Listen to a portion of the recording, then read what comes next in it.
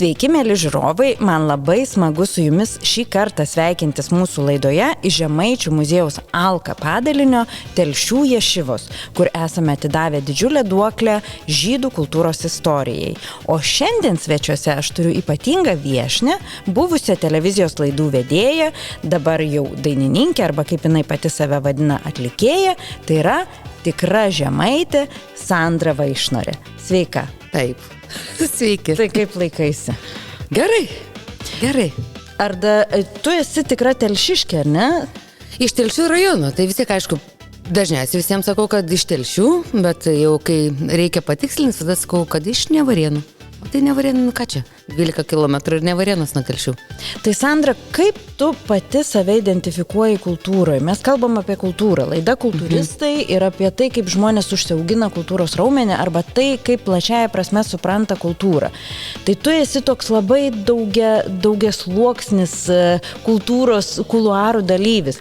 Kaip tu save atsimeni nuo vaikystės, nuo kada tu pajutai, kad tave traukia tas, sakykime, kultūrinis gyvenimas?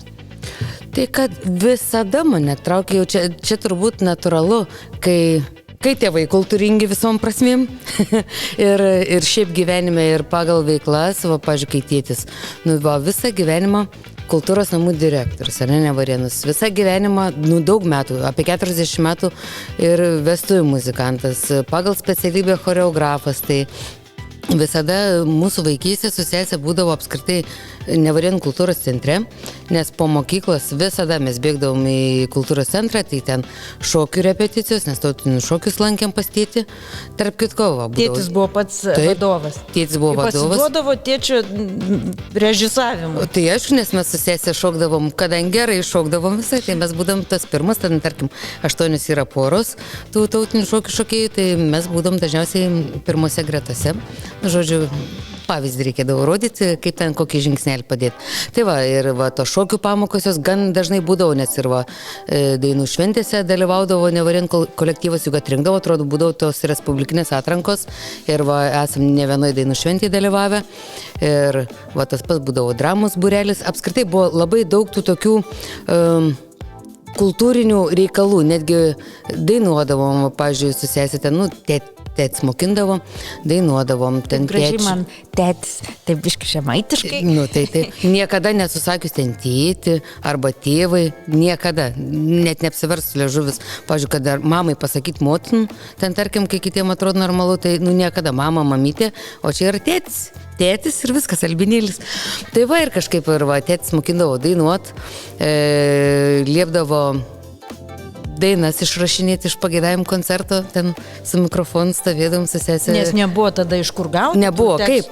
Jo, stovi su mikrofonu, laidiniu per pageidavimų koncertą, įrašinėjai magnetofoną dainas, tada stabdai ten tą kasetį, išrašinėjai žodžius, kad tėtis vestuvėm ateinančiom savaitgalio, kad išmoktų ten, tarkim, kokią naują dainą. Tai prisidėdavot prie šeimos verslo irgi? Visiškai, labai su sesė daug dirbdavom, tėtis, kai grįždavo iš po vestuvių, parsiveždavo dar ten tą akordeoną, kur muzikantam primeta kažko, tai mums susėsi už tą įdėtą darbą atsilygindavo, duodavo, ten kokį pinigėlį. Tai reiškia, nuo pat mažumės, nuo pat vaikystės kultūroje jau su uždarbiu pradėjo savo tą. Visiškai. O kai būdavo šventės, būdavo tuomet labai daug pas mus būdavo vyresnių pusbrolių puseserių, nes mes su sesė, pavyzdžiui, mūsų mama yra iš 10 vaikų 10, tai normalu, kad visi pusbroliai ir puseserės yra vyresni. Ir aišku, visi ženijo savo laiku. Tai per visus tos balius, per visas vestuves, tai ką darom? Mes su sesė koncertuojam ir dainuojam, stovi namelis ant vištos kojos ir dar ne tik reikėdavo dainuoti, ir šokti reikėdavo. Ir bet jums nebuvo tai kaip kažkokia prievarta, kad mes čia turim, čia tėvai paprašė. Tu visą laiką norėjai eiti į tą eterį, būti... Nenorėdavau, labiau būdavo, pavyzdžiui, man asmeniškai būdavo labiau tokia, kaip prievarta maždaug, liepia. Bet ne dėl to, kad liepia dainuoti, dėl to, kad aprengdavau su vienodom suknelėm, nes Kaip mums nepatikdavo, vis laik tėtis išvažiuodavo į kokią ten Rumuniją ir parveža tas vadinamas importinės suknelės. Čia su tokiu kaip seilinuku. Jo, su seilinuku, rūžavos arba tokie žydro švelniai. Ir abi vienodai. O mes vis laik labai pykdavom, nes sakom, mes tai ne dvynės. Tarp mūsų 2 metų su trupučiu skirtumas. Susės ir aprengdavau vienodai, nes skaitos vienodai turėdavom aprengtus dainuoti, stoju namelis ant vištos kojos. Tai žodžiu, mes čia labiau dėl to pykdavom, dėl tų vienodų suknelių, o ne dėl to, kad reikia dainuoti. Bet vis tiek dainuodavom. O ką? O kada tu pajutai, kad tą tokią kitokios kultūros įtaką tau? Tai aš suprantu, kad tu visą laiką augai muzikoje, šokį, pasirodymuose, bet kada tu pajutai, pavyzdžiui, kad aš noriu rinktis va šitą kelią? Aš pakankamai anksti supratau, bet tik tai tiek, kad iki šiol, pažiūrėjau, manęs kas paklausė, kai sako, Sandra, ar išpildai tai, kuom norėjai būti, iki šiol visiems sakau savo svajonę, kokią aš pradėjau garsiai sakyti 12 klasė būdama. Prieš tai būdavo tiesiog aš viską taip savy, o 12 klasė normalu, jau mokykla artėja į pabaigą, tas jau baigimas. Ir ten, vaikai, kas būsit, kur stosit, ką mokinsitės. Ir aš visada sakydavau, aš noriu studijuoti matematiką ir režisūrą. Matematika? Jo, ir taip visi. Labai tokie susiję dalykai. Jo, ir taip visi maždaug durne kokia. Ta prasme, maždaug kaip, nes man visada labai patiko viskas, kas susijęs su skaičiais. Man čia toks viskas sekėsi. Labai kontrastas. Bet man reikėdavo, kad aš šitos skaičius įneščiau kažkokią tai meninę gyslelę kaip pinčiau. Man visada taip reikėdavo, aš esu mačius matematikos su meniniais intarpais. Bet aš vis tiek savo pasiekiau, nes aš įstojau į režisūrą ir lietuvių filologiją, labai norėjau į aktorinį. Atsimtais metais tėtis vežė į Vilnių. Žodžiu, ten dar apsižiūrėti visą, ką atsimenu, tuomet dar amžinatelis Kelmickaitę sutikau. Ir sako, šiais metais, sako, renkam rusiakalbių kursą. Logiška, kad, nebūdamas rusiakalbis tu ir nebūsi tas toks tikrasis. Ir kai aš pradėjau verkti, o matau, tėtis šypsosi. Šypsos, kad nepabėgsi aš nuo tų telšių toli, kad nes į tą Vilnių. Nenorėjau labai išleisti Vilnių. O aš triubinu, bet iš tikrųjų taip, ašaros va taip krito, kaip nes pupas. Labai taip jautei, labai norėjau į tą aktorinį, galvojau, tebūnie tie skaičiai, kažkada gyvenime aš juos prisijaukinsiu, bet... Kai pradėsiu uždirbinėti iš pasirodymų, tada skaičiai. Ir aš ten, nesvietiškai norėjau ir glosą, taip per petį, tą Zita, amžinatelis glosą ir sako, vaikeli, tu nepergyvenk, sako, kitais metais rinksim, sako, jau lietuvių, sako, kursą aktorinį. Dar sakė, kas rinks, nebeatsim dabar, kuris režisierius kitais metais turėjo rinkti.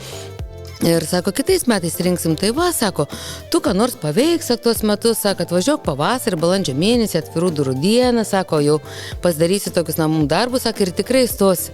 O man taip sukas galvoje, tėtis vežtų savo audinę silkę mane namo, kaukiu galėtis. Ir taip galvoju, kaip aš galiu metus laiko, niekur nestudijuoti, nes, pagal tą laikmetį, čia 2000 metai buvo. Čia, nesąmonė. Kaip tu gali niekur nesimokyti po 12 klasės? Aš pati panašiais metais baigiau, tai metais vėliau.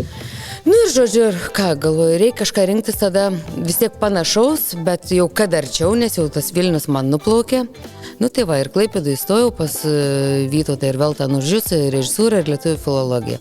Tik atsimenu, čia irgi vienintelis dalykas buvo, kur paklausiau tėčio, nes stojau tuo pačiu ir į menų fakultetą, ir į tą humanitarinį mokslų fakultetą. Tai paklausiau tėčio patarimo. Tėtis sako, Sandrutil, tu pažiūrėk, aš vis gyvenim menininkas, vis gyvenim kultūrai, sako, ir pažiūrėk, nei vilos turiu, nei ten turtų, gyvenam kaip gyvenam. Audėnį, taip. Neubagiškai, ta prasme, viskas ten gerai, pasiturinčiai gan, bet be kažkokių ten didelių tų, tarkim, turtų. Ir tėtis sako, rinkis bent jau tą dvigubą specialybę, ką tu žinai, kada tau gyvenime prireiks. Ir aš labai džiaugiuosi, kad aš tėčių paklausiau, kad aš pasirinkau tą dvigubą specialybę ir galų gale ir tą lietuvių kalbą, kaip sakant, savą kalbą moku taip, kad galiu ir kalbėti taip, kaip reikia kalbėti, ir rašyti jo labai klaidų. Tai mane iki šiol tiesiog nerviškai veikia žmonės, kai aš matau, kad jie savo kalbą nesugeba rašyti. Ir aš nieko savo negaliu padaryti, kai aš matau, kad, pavyzdžiui, parašo žinutę ir ten gražiai. Šiaip, šiandien. O dieve. Tai man tokia kažkokia yra gal čia vidinis kažkoks, nežinau, trauma nuo vaikystės, kad jau į tą žmogų nebegali žiūrėti kažkokia pagarbos ta kartelė, jinai jau yra kitam lygiai. Taip, aš pagal tai net kavalierius rinkaus. Aš specialiai būdavau, kad pasirašinėti žinutėm ir jeigu matau, kad aš su klaidom, ate. Neperlip per save. Visiškai pateisinti. Nors buvęs vyras prieš tai daug klaidų darydavo, bet kiek aš drožiau smegenis, vienas įk atsimenu, kaip dabar pamenu, parėjo iš banko, sumokėjęs kažką ten, žodžiu, ir parsinešti tą geltoną lapuką, žodžiu, kad sumokėjęs, ir aš žiūriu, jis sumokėjęs, tada dar litai buvo, 43 litus. Ir aš matau, kad tame žodį 40 padaręs 3 klaidas. Aš sakau, a tau negėda. Sakau, a tau negėda. Vienam žodį 3 klaidos, sakau. Aš sakau, aš tavo vietoj į tą banką net nebenueičiau, sakau, aš akių nepakelčiau, į tą bankininkę nepažiūrėčiau. Tai žodžiu, kažkaip aš labai auklėjau, tai ne tai, kad auklėjau, pastoviai komentavau, kad, ar tau negėda, ar tu nežinai, kaip reikia rašyti. Bet aš galvoju, kad čia, pavyzdžiui, jeigu kalbam apie tą kultūrą plačiaja prasme, ar nebus tie pagrindai, tas gebėjimas gerbti savo valstybinę kalbą ir iš tiesų, tokią pareigą jausti, kad mokėti teisingai rašyti, teisingai kalbėti. Aš nekalbu apie tai, kad mes juokaujam ar nusikeikiam savo kažkokioj kasdienybės kalboj, bet apie tą gerbimą tada, kai mes jau kalbam oficialiai arba, kažkoks dokumentas ir panašiai. Faktas. Tai man atrodo, kad čia tokia pati šaknis. Tai čia faktas, pavyzdžiui, labai mama labai diegdavo mums su sese. Sakau, čia yra tokių gerų dalykų, mes prisigaudėm iš abiejų tėvų, tėtis į tą sceną kaip tempė, vedė, teisingiau, o mama mamai buvo svarbu, kad mes gerai mokintumėmės su sesi, bet ne dėl to, kad tiesiog, kad būtų gražus pažymiai, tai pažymų knygutėj, bet kad ir tą galvą įsidėtume, nes sakydavau, aš turiu 2 dukras, aš noriu didžiuotis, tais mano vaikais, kad jos moka, kad mokytojai ten pagirtų ir dar kažkaip labai mama į tą mokslą vedė jo. Ir, pavyzdžiui, mama, atsimenu, būdavo, ateina jinai patikrinti namų, tarkim, darbus. Ir mama netgi prisikabindavo, bet aš dabar tą vertinu, netgi prie rašto. Ką sako, vištos kojų turi, ranką turi, sako. Kaip čia dabar parašy, gražiai turi būti, kiekvienas žodis turi būti gražiai parašytas. Perrašyk, liepdavau perrašyti, atrodo, elementarūs namų darbai. Ten mokytojai net neprašė dailyraščių ten, tarkim, bet mūsų mama versdavo. Bet tai ir labai gerai, tai tą tokį pagarbą apskritai ir mokslui, ir pačiai kalbai, ir rašybai, tai davė mama. O tėtis davė tą tokią pagarbą, tai tokiai meniniai veiklai, kad mokėtume ir šokti, ir deklamuoti, ir ten, ir vaidinti. Jo. Bet Sandra, tu sutik, kad, pavyzdžiui, visuomeniai, aš dabar, kaip mes esam regioninis muziejus Alka Telšiuose, nors tikrai nenusileidžiam savo turimais resursais ir nacionalinių muziejų, aišku, gal neskaičiumi, bet vertybių, kaip čia pasakyti, kokybė ir verte valstybės identitetui. Bet yra tas niuansas, kad, pavyzdžiui, tu su sesė, jūs gimėt ir tėvukas Telšių rajono, Nevarėno, ten miestelis, kaimų kiti vadina, kaip jau kas ten nenori. Ir yra tas požiūris, kad, štai tam regione, ką anie tie vaikai tenai matė, maždaug čia atvažiavo į Vilnių iš kaimo. Tai man atrodo, kad tas kaimo identitetas arba tas pavadinimas dažnu atveju gali būti, kad Vilniui pragyvenęs, nežinau, Karoliniškėse, nebūtinai, nenoriu žaisti nei vieno rajono, pati gyvenau, kai studentė buvau, bet jisai gali būti žymiai didesnis kaimas, su savo klaidom, su savo nežinojimu, negu tame regiono kažkokia miestelį užaugę žmonės, kurių tėvai šviesus ir kurie kažkaip turėjo tų ambicijų, tiesiog užaugti dorais ir kultūringai žmonėms. Taip, tai čia faktas. Didžiausias kaimas yra tie, kurie labiausiai vaidina miesčionis, nes pas jos du šitas kaimas yra, o čia pavadinimas yra tik tai vietovės, ten tarkim kaimas ar miestelis, bet neretai kur kas daugiau yra atsineši, nes kaip bebūtų, pavyzdžiui, kad ir dabar aš pasižiūriu, ten tarkim pastyti, ar net ten kultūros centre. kiek ten kolektyvų, kiek ten visokiausių veiklų. Ta pati mūsų mama eina dainuoti ansamblį, ten prieš tai buvo moterų ansamblis, dabar jau mišrus patapo ansamblis. Tėtis irgi ten kapelai vadovauja, šokių kolektyvai, vėl ten dramos kolektyvai. Atrodo, miestelis, nėra tie Varėnai tokie dideli. Bet tai kiek ten vyksta reikalų. Ir netgi žinau, mano viena kolegė, suaugusios moteris, turi savo šokių kolektyvą. Taip. Ir jos iš pradžių pradėjo tik tai dėl to, kad, kažkaip praleisti laisvalaikį, smagiai pasibūti. Visai jos, aš žiūriu, dalyvauja, važiuoja po visokius pasirodymus ir rūbus. Ir per visą Lietuvą ir net už Lietuvos ribų. Tai va, prašau. Jau išvyksta. Tai aš sakau, tai atrodo, tuose mažosiuose miesteliuose ar kaimuose kartais, net ne kartais, o labai dažnu atveju vyksta kur kas daugiau tos kultūrinės veiklos, negu tuose dideliuose miestuose.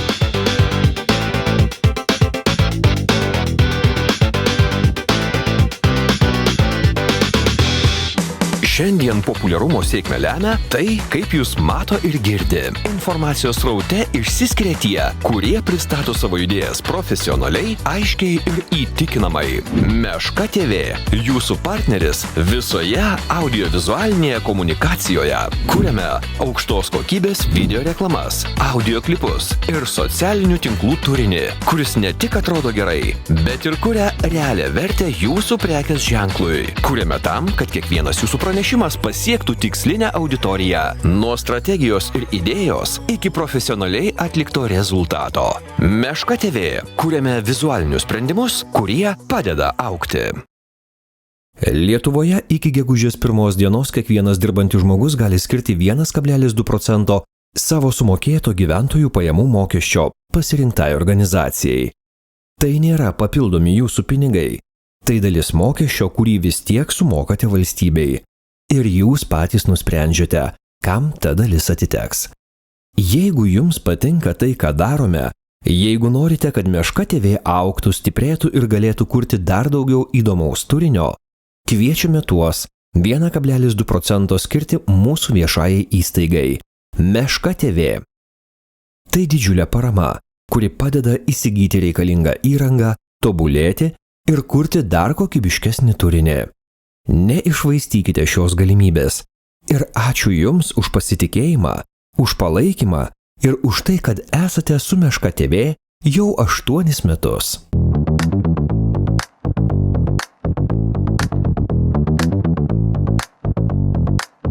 Mes susiduriam su tuo, pavyzdžiui, kad, tarkim, mes darom kažkokią parodą, tai mes muziejui susitelkiam visi ir tu neturi tokių resursų, kaip, pavyzdžiui, Vilniui, ten, sakykime, parodai, kad mes samdom dizainerį, architektą, ten tą projektuotoje, tame kompiuterinų, kaip ten vadinasi, tai mes labai daug ką turim pasidaryti patys.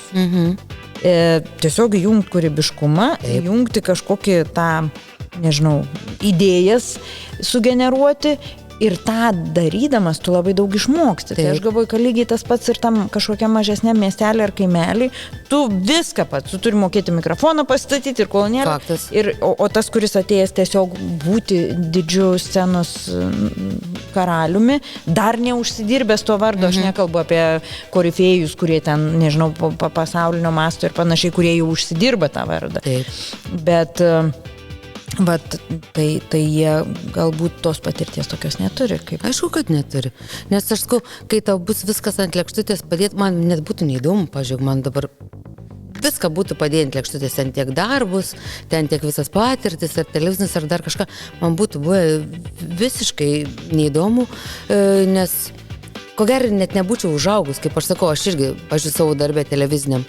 Turėjau visokiausių patirčių, aš ten kokius gal 7 metus pradirbau užkulisį, kur man asmeniškai buvo kur kas įdomiau, nes niekada neturėjau siekiamybės eteryje būti, niekada neturėjau. Eteryje atsiradau tiesiog, net žodžio prasme, per apgaulę projekto vadovo, tiesiog per apgaulę, nes jis buvo prieš tai siūlęs prieš keletą metų, aš ten turėjau milijoną kompleksų, nes man ten buvo pasakius viena televizijos moteris, kad jo, iš tavęs tai nieko nebus, nu, ta prasme, Kaip televizijoje. gerai, kai praneša žmogus. Jo, tiesiog pasakė, esi labai netelegeniška, nepatogeniška, tu eterėje niekada nebus. Labai Ir vat man, tuomet, kai ten man 22, 23 ir kai ten pasako, Sandra, žinok, vat yra ten toks ir toks projektas, tai tave norėtume matyti eterį. O aš šitų kompleksų tiek pripumpuota. Ne, nu tai žodžiu, ir ten va praėjo kažkiek tai metų ir vis tiek gavus, kad sako, nu pavyko pričiupti, tiesiog pasirašiau prieš tai sutartį, vieną žadėjo, gavau visai ką kitą ir gavau va tą tokį televizinį eterį. Tiesiog, bet tik tai tiek, kad man nu, nebuvo niekada ta siekiamybė ir kai taip nutiko, kad visgi va pasirašau sutartį ir sako, nu va tu dabar turėsi važiuoti, filmuoti siužetus, imti interviu ir būti prieš kamerą, aš ten tiek supergyvenau, nes, nu, aš nežinau, kaip tai daroma. Nu, čia man irgi buvo tokia nauja patirtis. Aš nežinau, kaip daroma. Aš žinau, kaip užkulisį daryti, bet nežinau, kaip tą daryti į eterį. Kaip tą mikrofoną laikyti, kaip klausimus susidėlioti. Aš atsimenu, susirašiau pirmam interviu, aš iki tokio lygio susirašiau net klausimus, pradedu nuo to, labą dieną, Ingrida. Aš taip susirašiau, nes aš tiek pergyvenau ir aš nežinau, nei kokiu kampu stovėti, nei kada į tą kamerą žiūrėti, o čia visgi, nu, va tokia gyvenimo būdo, kaip ir laida, tokia socialinė laida, nu, kad ten nereikia tą kamerą žiūrėti, nu, čia, arba jo labiau nereikia būti ir nusisukus nuo kameros, ten, tarkim, kaip žinių reportažai man. Ir pamenu, ten pirmi keli mėnesiai, netgi koks geras pusmetis, tragedija buvo, bet viską turėjau pati išmokti, nes nieks nedavė jokių patarimų, maždaug. Nu, va, tu gali. Įmetėm, važiuok. Ir pamenu, projekto režisierius, kuris būdavo atsakingas už visų laidų montažą, pavasarį jau buvo sezono užbaigimas ir jis sako, aš negalėjau patikėti, kad šitas kultūrnamis užaugs ir kad nebeliks kultūrnamių. Čia tu kultūrnamis. Jau pasirodo, kad visą tą pirmą sezoną, kai jau buvau eterį, mane ir dar vieną kolegę, mus dvi, kad jis pavadino kultūrnami. Sako, Dieve, pažiūrėdavau, kokią jūs parvežat medžiagą. Kultūrnamis, sako, tas pats baisiausias, mažiausio kaimo, jo tokio tamsiausio kaimo kultūrnamis. Bet sako, pažiūrėkite, į ką užaugot. Bet va, viskas per savo patirtis. Bet Sandrai, tave žiūrint, pavyzdžiui, atrodo, kad tu labai organiškai taip viską, tau atrodo, kad toj televizijoje tau viskas lengvai einas, kad tu ne, ta prasme, kad ir žiūrovas tave labai mėgsta, nes aš taip suprantu, kad kiekvieną reportažą, kur yra Sandra, nu tai jau bus gerai. Ir mes prieš vat filmuojant kalbėjom, kad kažkaip tavo bet kokia žinutė eterį, jinai sulaukia daug labai dėmesio. Tai žiūrovas tave mėgsta, tai vadinasi, tas kultūrnamis gal nėra taip blogai. Ne, tai aišku, kad nėra taip blogai, bet tik tai tiek tas mėgsta irgi būdavo labai dažnai, apskritai žmonės iki šiol, jie įsivaizduoja, kad jie turi teisę reikšti savo nuomonę, įžeidinėti, komentuoti ir ten, nu, kaip kai dabar ten būn visur ten visokių komentarų ir jų tokių žiauriai daug žaidžiančių. Bet ar daug jų sulaukėt? Tokių neigiamų? Ne prūdais, bet sulaukiu. Tikrai sulaukiu. Nes man atrodo, kad tu labai tokia mėgstama esi. Ne. Netgi toj pačiai televizijai būdavo, labai dažnai pasirodo žmonės, tarkim, skambindavo ne dėl to, kad užregistruoti, tarkim, tą savo skambutį, bet labai dažnai, ypač tuo metu, kai rodydavo laidą, skambindavo ir jie komentuoja. Nu, va, jie komentuoja situaciją, vieni pasipiktinė, kiti ten nori pagirti, kiti ten nori paaukoti, nu, pagal situaciją. Ir labai dažnai skambindavo ir konkrečiai kalbėdavo apie tos, nu, apie mus dirbančius. Nu, žodžiu, arba ten, pažiūrėjau, registruodavo ten, tarkim, iškvietimą ir sakydavau, tegu neatvažiuoja tas, nes neįsileisiu, tegu atvažiuoja tas. Nu, labai norus reikšdavo. Ir atsimano vadovas ir sako, vienas į kažkoks man ten buvo toks užėjęs periodas, sakau, nebesuprantu, sakau, man toks jausmas, kad aš dirbti nebemoku, nu kažkaip man banga buvo užplaukus. Ir jis sako, bet tai Sandra, kad tu matytum, kiek žmonių skambina, sako, kiek žmonių tave myli. Bet sakau, palauk, sakau, lygiai tiek pat, realiai, sakau, procentaliai, lygiai tiek pat ir nekenčia. Dėl to, kad taip ir būdavo, mano tas žemaičkas charakteris vėl savo darė. tiesiog net žodžio prasme, kai ten sakydavau, nu jau tai, kai atvažiavo, kai tankas, jei nėra uždarų durų, taip ir būdavo. Aš vis tiek radau, aš niekada tų durų neišspirdavau, su koja, bet aš jas atidarydavau su liežuviu savo. Mano toks charakteris, aš turiu prisikalbintą žmogų, aš jam turiu pasakyti, dėl ko aš atvažiavau, kokią aš apie jį turiu informaciją, ką apie jį priešnekėjau ir sakau, jūsų teisė rinkti save apginti arba ne. Ta prasme, čia yra normalu. Aš to pačiu ir savo darbą dirbu, bet ir kita vertus, aš neišvažiuosiu dabar apsisukus ir maždaug ne vieną kartą su žmonėm pasakius, informacija, viską, ką apie jūs susakė, tarkim, išeis į televiziją. Ar jūs bus patenkintas, kad aš jums net nedaviau šanso, ten, tarkim, pasisakyt. Sakau, tebūnie, ten gal jūsų veido nesimatys ar dar kažką, bet iš principo pasisakyt. Tai ir aš taip kažkaip tas duris, praktiškai, nesakau, kad į visus namus, bet vis tiek į didžiąją dalį namų atsidarydavau, bet realiai sakau su savo tuo liežuviu. Bet aišku, ir būdavo tokių didžioji dalis, netgi tų, kurie kviesdavo, jie įsivaizduodavo. Jie sakydavo, tu turi būti mano pusėje, nes aš tave kviečiau. Nesakau. Aš esu už teisybę. Už teisybę. Jo, nes pamenu dar seniai, mes dar su sesė buvom mažikės, kažkada ten tėtis, kažką ten su mama diskutuoja. Ir labai gerai atsimenu, man tėtis sako, Aldai sako, žinai ką, sako, jeigu taip gyvenim nutiktų, sako, daug dievu, kad taip nenutiktų, bet jeigu nutiktų, kad, tarkim, mums reiktų išsiskirti, sako. Pavyzdžiui, sako, kaip tu galvoji, kur vaikai eitų gyventi, su ko? Ir taip mam sako, tai su mama, tai aišku. Sako, kaip visada, būn šeimose, kai išsiskiria. Tėtis sako, Siga jo, nusėsi. Siga jo, Siga eit su mama, sako, Sandra eitų pas tą, kuris jai atrodė teisus tai situacijai. Aha. Jau tėtis pamatė. Tai tu savį nuo pat vaikystės turėjai tą tokį teisybės, tokį stovėjimą už teisingumą jausmą, tokį tą žemaitišką charakterį, tai jau nepastum. Ir aš niekada jausmų neparodau. Ten būdavo nesvarbu, mane skriaudžia dar kažką, pažiūrėjau, yra geriausias būdas, ar ne? Ten, tarkim, tave kas nors skriaudžia, paleidi dūdas ar ne ir ten atsitraukia, nes, mato, ką verki. Kapok mane kaip nori. Neparodys ne vienos ašaros. Grįžus namo? Kas? O grįžus namo? Jau viena pati tai taip palėpė įsilindus. Bet iš tų mano ašarų gimdavo pats gražios piešiniai, kurie po to iškeliavo, pasirodo į parodą. Mano dailės mokytojas išvežė kažkur į parodą ir aš tų piešinių nebeturiu. Aš piešdavau naktim. Nežinau, šitą. Jo, nes buvo, tarp kitko, kai tai 12 klasėje aš sakiau, kad noriu studijuoti matematiką ir režisūrą. Ir kai nepavyko čia ta mano aktorės karjera Vilniuje. Ir tėtis mane nuvežė su visais tais piešiniais, tada jie dar buvo neiškeliavę su visais piešiniais čia. Telšiuose atvežė į Dailės akademiją, žodžiu, filialą. Ir atvežė ir sako, maždaug viskas jūsų piešinių pakanka jų stojimam. Jau irgi matau, man tėtis trina rankas, ką norėtų vaiks bus už 12 kilometrų. Ir atrodo, kaip ir faini būtų, nes man būdavo meditacija. Aš visada rytais piešdavau nuo 4 ryto iki 7:30. Aš turėjau taip grafiką. Aš atsikeldavau, prašau, netgi su grafiku. Jo, pasislėpdavau palėpį, kad mama nesakytų, kad nemiegu, nes palėpį, šviesą nesimatydavau. Ir aš piešdavau, aš tik tušu, žodžiu, tai ten rapidografų buvau prisipirkus visaką. Jų nebeturiu. Kabo vienas pas tetą, tetai buvau padovanojęs Klaipėdai, o teta mano paveikslų galerijos buvo gidė labai ilgus metus. Tai vienas kabo pas tetą, o visi ir pas draugės yra, kam padovanojau, nes piešiau pagal jų asmenybės, o visa kita iškeliavo. O tai abstrakcijos ar kažkokie vaizdai? Abstrakcijos jau, abstrakcijos. Bet ten viskas būdavo viename, ir zodiako ženklas, ir abstrakcija, ir vaizdinys mano. Po to aš tokia apskritai laik tokia menininkė būdavo, po to podukus pieždavau, ko aš tik nedaris. Man visur meno reikėjo labai. Kažkaip man save išreikšti. Tai gerai, Sandra, iš tikrųjų, ką tu pasakoji nuo vaikystės, nuo šeimos, nuo šaknų, tu tikrai labai meniškos sielos su matematikos nukrypimu. Taip. Aš ir dirbau administratorė 5 metus, viskas tvarkingai, darau komercinius pasiūlymus ir aš iš to darbo išėjau į niekur, bet čia matyti taip turėjo būti. Išėjau į niekur, o sekančią dieną sulaukiau skambučio vėl grįžti į televiziją.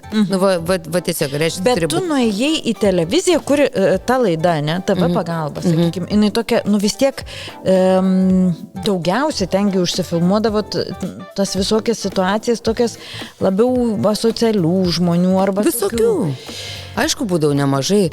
Nebuvo tau taip, kad, štai planavau būti didinga aktorė, o va dabar važiuoju į ten tvartų su koja atidarinėti. Bet ne, o man nebuvo, aš netgi labai pykdavau, kai ten kiti, o Jesu, tau negėda dirbti kaimiečių laidoj, ten ait pas Marvę, sakau, ir ypač aš tiem, kurie taip man paskydavo į akis ir skaitos, kad tai didesnis kaimytis.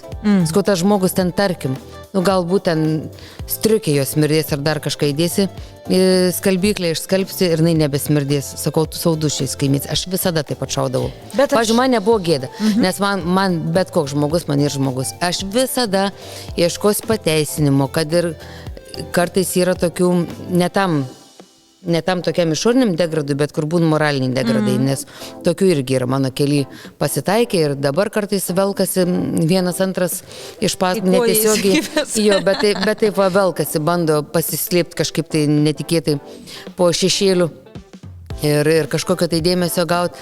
Tai aš sakau, aš netgi tuos moralinius degradus, aš ir juos vis tiek bandau pateisinti ir vis tiek aš juos dar laikau žmonėm. Viskam yra priežastis, ar vaikystė, tėvai, kažkokie ten gyvenimo patirtis. Taip, viskas būna, viskas atsiliepia, gyvenimo būdas, net tas ligos ten arba nesigydymas tų ligų, dar ten kas nors ten primakalavimas, ko nereikia, tai čia yra visokiausių dalykų, bet aš tik tai tiek, kad aš visada visus bandydavau pateisinti. Ir iki šiol, man taip yra, aš ieškau, kodėl jis taip elgėsi. Jo.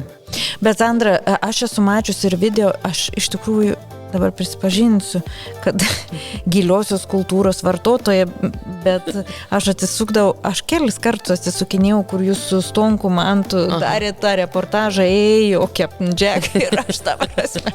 Aš tiesiog balsų jokiau žiūrėdama, kaip turimtų veidų nustačius, tai papasakokite. O čia buvo siužetas pristatyti spektaklį.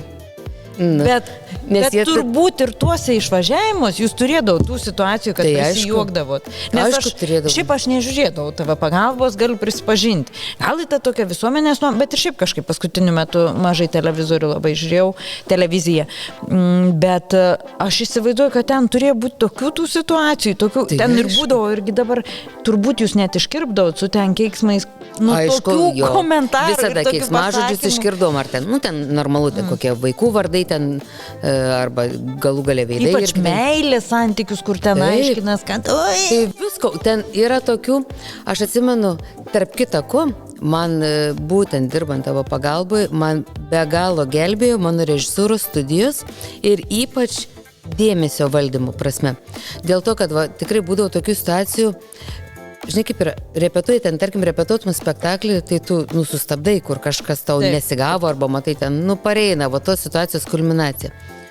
O čia yra gyvi žmonės, nesvarbu kokie jie, bet jie yra gyvi žmonės ir dažniausiai, aišku, būdavo netgi tokie, atvažiuoji, kol įsisėgi kokį mikrofoną, ten pasisveikini, susipažįsti, kol įsisėgi mikrofoną ir jie sako, Jėzaus Andrutėlė, kiek jūs prisižiūri cirku. Ten palinksi tą galvą, nesakai, kad ten jo, palinksi galvą.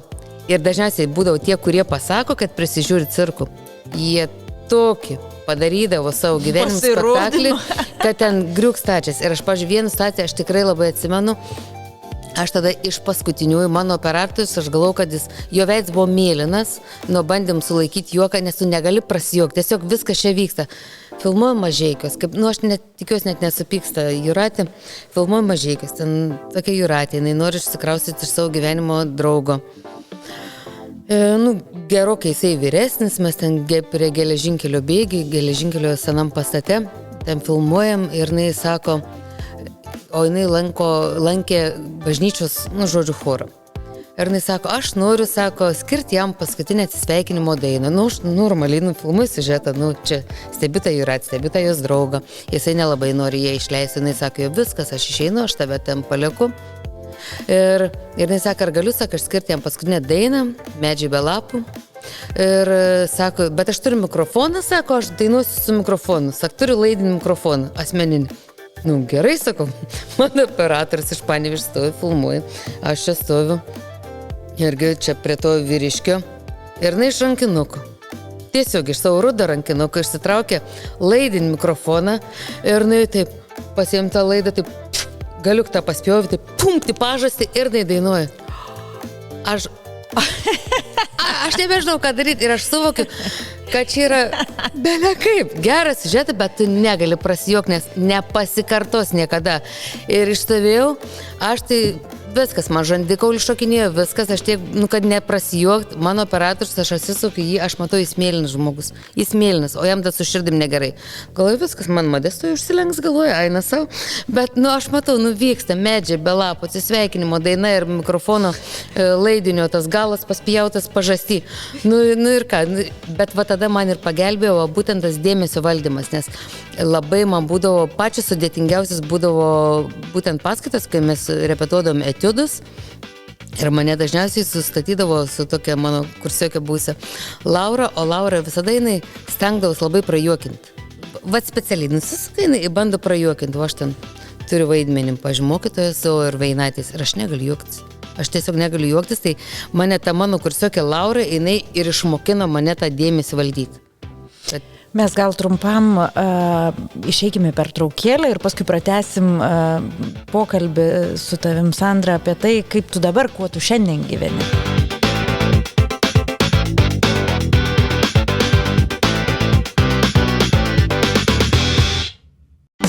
Šiandien populiarumo sėkmę lemia tai, kaip jūs mato ir girdi. Informacijos sraute išsiskiria tie, kurie pristato savo idėjas profesionaliai, aiškiai ir įtikinamai. Meška TV – jūsų partneris visoje audiovizualinėje komunikacijoje. Kuriame aukštos kokybės video reklamas, audio klipus ir socialinių tinklų turinį, kuris ne tik atrodo gerai, bet ir kuria realią vertę jūsų prekės ženklui. Kuriame tam, kad kiekvienas jūsų pranešimas pasiektų tikslinę auditoriją. Nuo strategijos ir idėjos iki profesionaliai atlikto rezultato. Meška TV. Kuriame vizualinius sprendimus, kurie padeda augti. Lietuvoje iki gegužės 1 dienos kiekvienas dirbantis žmogus gali skirti 1,2% savo sumokėto gyventojų pajamų mokesčio pasirinktai organizacijai. Tai nėra papildomi jūsų pinigai. Tai dalis mokesčio, kurį vis tiek sumokate valstybei. Ir jūs patys nusprendžiate, kam ta dalis atiteks. Jeigu jums patinka tai, ką darome, jeigu norite, kad Meška TV augtų, stiprėtų ir galėtų kurti dar daugiau įdomaus turinio, kviečiame tuos 1,2% skirti mūsų viešajai įstaigai Meška TV. Tai didžiulė parama, kuri padeda įsigyti reikalingą įrangą, tobulėti ir kurti dar kokybiškesnį turinį. Neišvaistykite šios galimybės. Ir ačiū Jums už pasitikėjimą, už palaikymą ir už tai, kad esate su Meška TV jau 8 metus.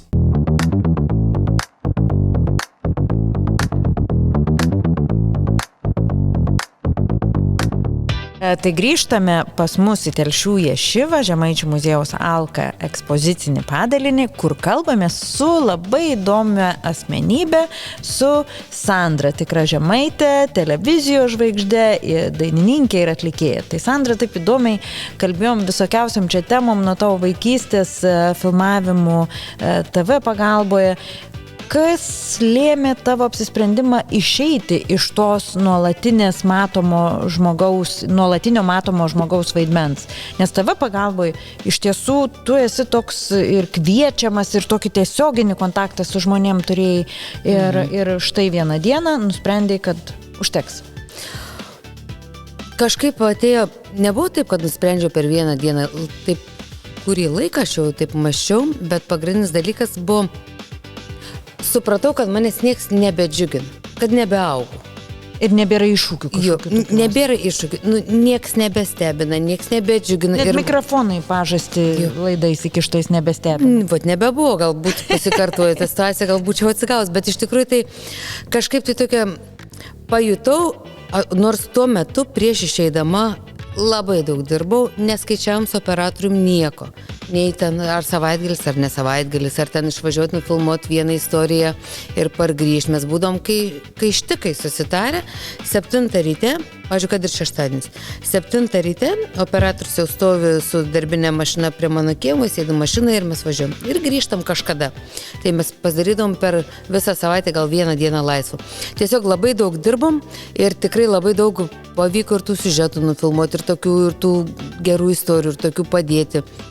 Bet vat kažkoks pradėjo vilktis toksai kažkoks šleifas, kad galvoju, jeigu manęs nieks nebestebina, nebedžiugina, tai ką aš tam žmogui duosiu. Aš kažkaip pajutau, kad aš per mažai pradėjau duoti. Tai, kažkokia atsirado tokia, ne tai kad apatija, bet perdėgiau, kažkur perdėgiau. Kaip tuo metu, sakau, kaip prieš tai, kai dirbau administratorė, irgi kai išėjau į niekur. Nes manęs, pavyzdžiui, atsimenu, tuomet dar direktorė, netgi generalinė direktorė, jinai net nesuprato, jinai sako, ar alga per maža, ar kitą darbą turi, aš jai visur atsakau, ne. Bet tai tu tokia drąsi moteris, tu pavyzdžiui, nes labai daug kas laikomės įsikibę, jeigu man čia gerai sekas, mane vertina, kaip aš dabar eisiu, kažką keisiu, jeigu čia jau, kaip sakyti, taip iš išorės žiūrint, lyg tai labai sėkminga karjera ir visa kita, o tu reiškia taip nusprendi, kad tau viduj. Jo, ne? Man viduj. Vidinė emocinė būsena, jinai man nėra gera, aš savęs nerealizuoju kažkaip, nebeatrandu. Ir... Tai taip, nes aš atsimenu, iš tos administratorės darbo, kai išeidiniau, aš kai generalinį direktoriui dar pasakiau, aš nesusiradau jokio kito darbo, aš jo net neieškojau. Aš tiesiog gerdama kavą ryte per atostogas, kur jau mane liepė į atostogas, nes 3 metus buvau nebuvus, aš tiesiog ir galvoju, baigiau režisūrą, baigiau, tą lietuvių filologiją. Aišku, tada mano magistro studijos buvo, čia mano matematinės pusės patenkinimas, auditas. Tai aš ką norėjau, aš tą ir pasidariau, savo abitas pusės. Ir aš atsimenu, dar jie sakau, tiesiog man trūksta kūrybos. Kad aš puikiai susitvarkau su visom logistikom, su visais komerciniais ten pasiūlymais ir dar kažką tas pačias virtuvės galiu braižyti, nes ten su virtuvės įrengimais dirbdom. Tai ko tu, Sandra, negali daryti? Ne, tai nėra, kad aš viską mokėčiau. Skaičiuoti, mokė auditą, gali padaryti sutartį, sudaryti logistiką, dėlioti. Žmonių netgi nuėjusi trobalę, ten pastatai sutvarkai, sureguliuoji. Apskritai man daug žmonės, man nedaug valgyti, man nedaug dar kažką, man daug kalbėti su žmonėm. Tai dėl to aš ir iki šiol, visada ką dariau ir iki šiol ką darau, visur mane supa žmonės ir man tas ir geriausia. Man turi būti vidinis pasitenkinimas. O aš tada jutau, kad aš padarau, aš pradėjau netgi ant komercinių pasiūlymų paveiksliukus dėlioti. Jeigu krosnis, tai krosnis paveiksliukai komponuoju, ten pasidarau visus failus, sako, ką čia padarė dabar?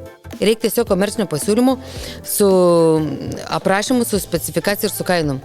Ne, aš paveiksliuk prikrausiu, nes man trūko kūrybos. Tai va, kaip tuomet trūko kūrybos, išėjau į niekur ir sekančią dieną pakvietė atgal televiziją, taip lygiai taip pat išėjau iš tos televizijos, nes nebekirbėjo vidai.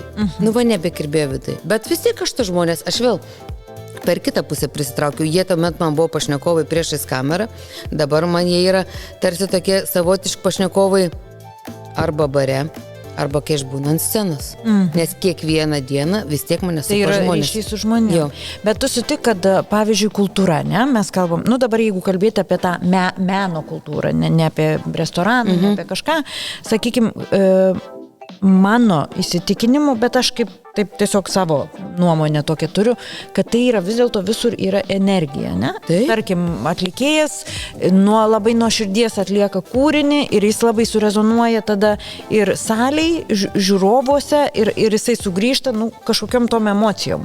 Aš pati taip jaučiu, kai būni spektaklį, kai būni koncerte, labai jaučias, kada tas atlikėjas, kada jisai tai daro nuoširdžiai, kada tau šiurpuliukai per kūną eina ir kada tai yra, tiesiog atidirbta, pasistengta ir, kaip sakant, sudėliota pagal programą ir tiek.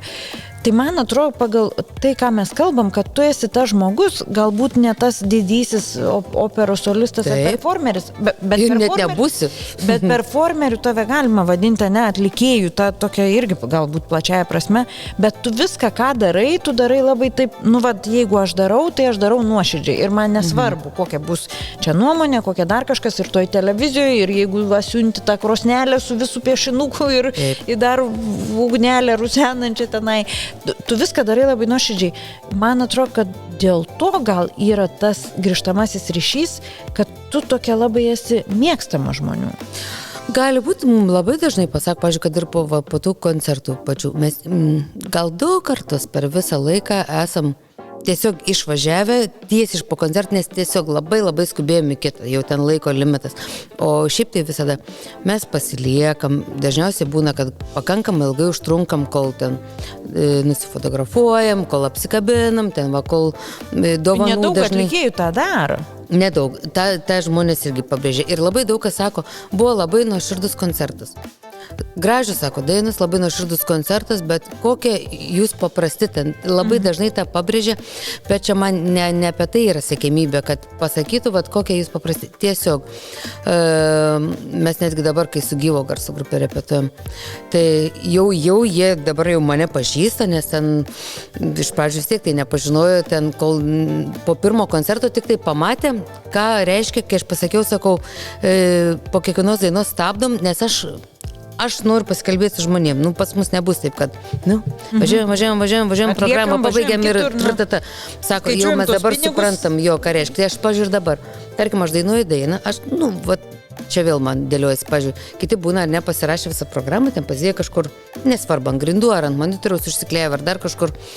Aš visą tą galvoj susidėjus. Tai aš dainuodama dainą, aš žinau tą dainą, apie ką jinai ir ką aš noriu joj išdainuot, nes prieš tai būdavo, atrodo, kai mes tik pradėjom, gerai, mums parašyta daina, bet kažkaip dar nebuvo to tokio įsigyvenimo, dar tos tokios patirties tiek tos sceninės nebuvo, būtent tą dainavimo prasme, atrodo, dainuoju, svarbu stengtis gražiai sudainuoti, o dabar jau dabar yra išjausti, ką dainuoju, išjausti, kad kiekvienas tas kūrinys nesvarbu, ar jis atsirado prieš 4 metus, ar atsirado prieš pusmetį, kad jis turėtų savo atskirą tokią istoriją, tai aš atrodo dainuoju, gal jaučiu, ką dainuoju, yra tokių dainų, kur man nedreba viskas, man atrodo net tabaluoju. Jo, man taip jautru. Ir ypatingai ten yra viena solinė mano pačios daina. Tai va tą darai, tada aš dar galvoju, iš karto aš jau į priekį mąstau, kokia bus sekanti daina ir aš visada akim stebiu žmonės.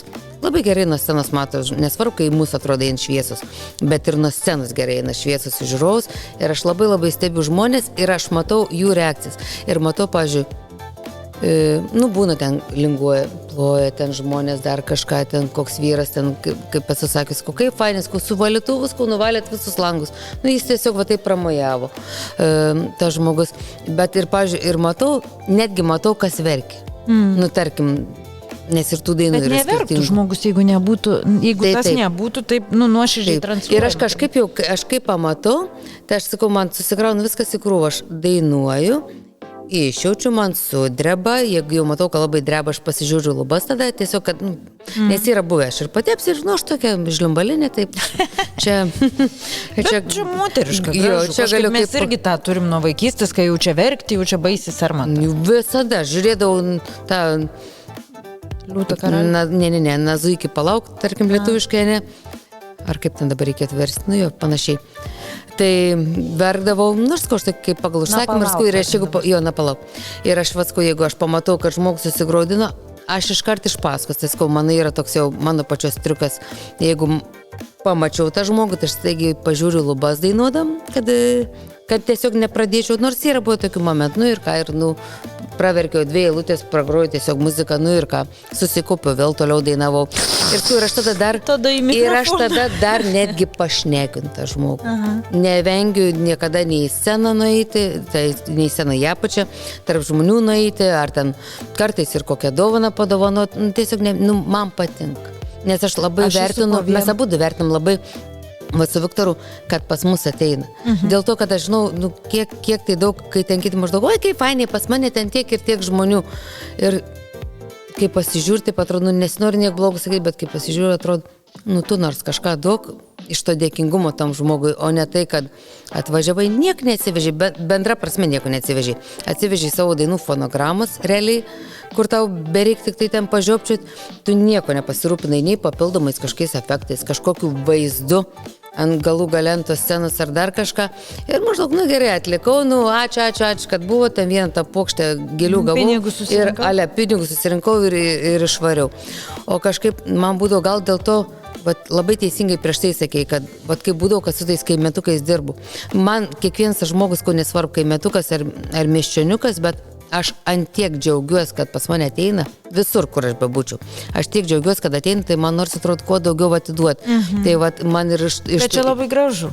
Nu, bet čia Ir aš galvoju, kad tai yra, gal didžioji kultūra yra mokėti dalintis. Ta prasme, gerbti kitą, nesvarbu, koks jisai yra, ir mokėti dalintis. Taip. Aš ne per seniausiai su vienu žmogumi kalbėjau, jisai labai sėkmingas, tarp kitko dabar jau turi savo verslą, bet jisai man pas mane elektros ten instaliacijas tvarka, ir jisai tvarkė, ir jisai pat dariau kavos, pradėjom šnekėti, jisai sako, žinai, aš sako, norėjau būti kunigu, studijavau kunigystę. Paskui buvau visiškai nusigėręs, absoliučiai, sako, aš buvau, bet, ta prasme, žmogus, kurio tu dabar net bijotum prieiti, nes aš toksai buvau. Bet buvo žmonių, kurie davė man darbą, pasitikėjo, ten jau kritinių momentų. Sakė, ir aš atsistojau, nes jie į mane dar žiūrėjo kaip žmogus. Sakė, aš pats nebenorėjau gyventi. Tai man atrodo, tas požiūris ir tas žmogiškumo faktorius, jisai yra, begaliniai svarbus. Ir gali tu būti koks nori, nežinau, profesionalas savo sritį, jeigu tu į tą žiūrovą žiūri kaip į, mėsą ir į skaičių, ir į tuos pinigus. Bet kaip ir gaila, kad ir tokių.